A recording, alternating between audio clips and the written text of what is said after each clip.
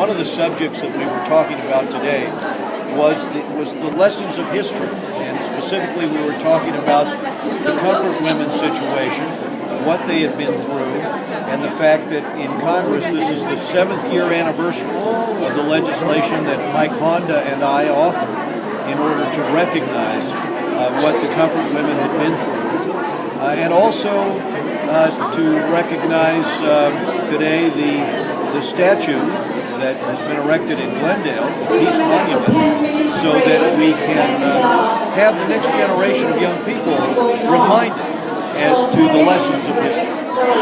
There's a litigation going on over the Comfort Woman statue. What's your take on that?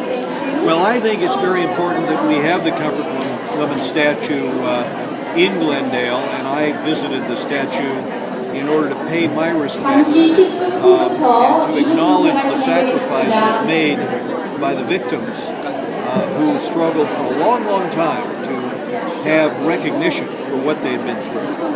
And when I was in Korea last, not too many months ago, the president of Korea, President Park, spoke to me about my visit to the statue and how important she felt that was.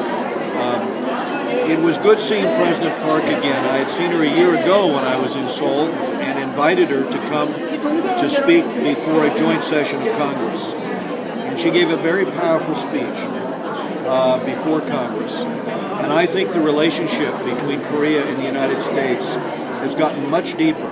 As chairman of the Foreign Affairs Committee, I have said that I want to make certain that the relationship for the next 60 years is as strong as the last 60 years.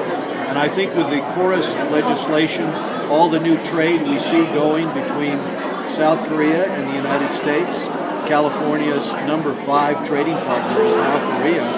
You can see the progress that we're making. And the Korean American community are very much the bridge in a lot of the business activity that you see between Korea and the United States. There's a movement, to build more Comfort Woman statues. Yes. And how will you support that? Well, I'm supportive of that. I think that history needs to be remembered, and it needs to be remembered because people are denying it.